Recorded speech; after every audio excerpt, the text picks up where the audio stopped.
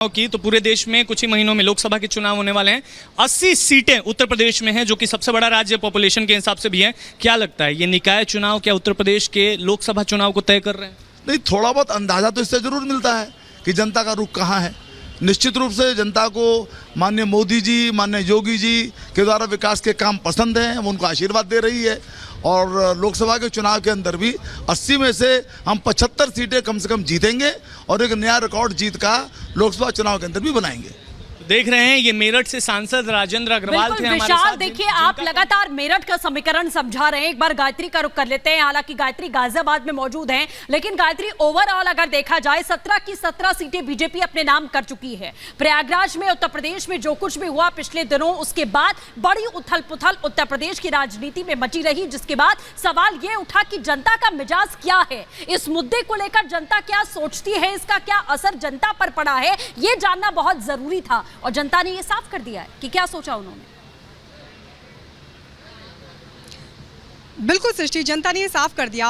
और देखिए, यही बात हमने केंद्रीय राज्य मंत्री वीके सिंह, जो कि यहाँ से सांसद भी है, जब वो वोट करने के लिए पहुंचे थे, उनसे हमने पूछा था कि विकास के नाम पर तो बीजेपी लगातार वोट मांग ही रही है। योगी आदित्यनाथ बार बार ये कहते हैं कि हम विकास के नाम पर वोट मांगते हैं। तो उन्होंने कहा कि हम जब सत्ता में आते तो हम विकास ही करते हैं और उसी पर हमारा फोकस रहता है। लेकिन जब हमने सवाल किया कि क्या जिस तरीके से माफियागिरी पर चोट किया योगी आदित्यनाथ ने, वो भी एक मुद्दा रहा है, तो हाँ, ये एक मुद्दा रहा है। लोगों ने इस पर चर्चा की है, लोगों ने इस पर विचार विमर्श किया। जब चुनाव चल रहे थे, लोग इस पर बात कर रहे थे। यानी स्थानीय मुद्दे तो थे ही थे लोगों के जहन में, लेकिन यह भी एक बड़ा मुद्दा था। अभी जब हमने सुनीता दयाल, जो कि मेयर, बीजेपी की मेयर है और जीतने के बेहद करीब और एक बड़े मार्जिन से वो जीतने वाली, उनसे भी जब हमने बातचीत की तो हमने उनसे भी यही पूछा कि क्या विकास ही एक मुद्दा रहा, या आपको लगता है कि माफियागिरी पर भी लोगों ने वोट के जरिए अपनी चोट की है। जिस तरीके से एक्शन लिया गया माफियाओं के खिलाफ योगी सरकार की तरफ से, तो उन्होंने कहा कि अब मेयर बनने के बाद उनकी प्राथमिकता भी यही रहेगी कि गाजियाबाद में जो भी जमीनों पर कब्जा किया गया अवैध तरीके से, उनको किस तरीके से कब्जा मुक्त करवाया जाए, उसको लेकर वो काम बिल्कुल निश्चित तौर पर गायत्री, और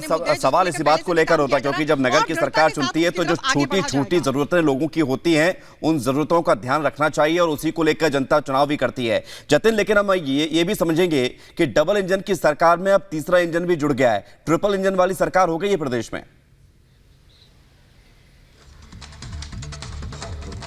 जी बिल्कुल, क्योंकि योगी जहां जहां प्रचार कर रहे थे, वो लोगों से यही अपील कर रहे थे कि डबल इंजन की सरकार को आपने मौका दिया और आपने देखा किस तरीके के काम हो रहे हैं। इस बार ट्रिपल इंजन की सरकार बनाई और वही नतीजे अब जमीनी स्तर पर भी नजर आ रहे हैं।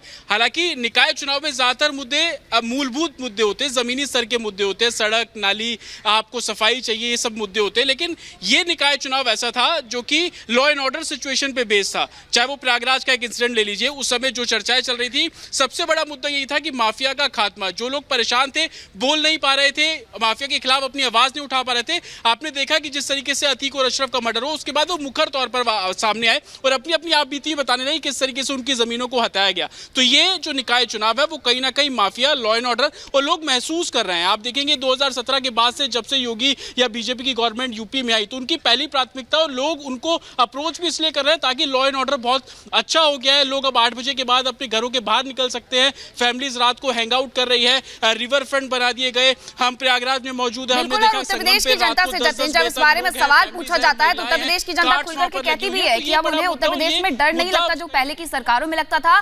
आज रिजल्ट सबके सामने है। अनूप का रुख कर लेते हैं, आप आगरा में मौजूद है। अनूप, वहां से क्या कुछ तस्वीरें निकल करके सामने आ रही है, क्या कुछ देख पा रहे हैं आप? प्रशासनिक आंकड़ों में पूरी नहीं हुई है, लेकिन मतों की गिनती पूरी हो चुकी है।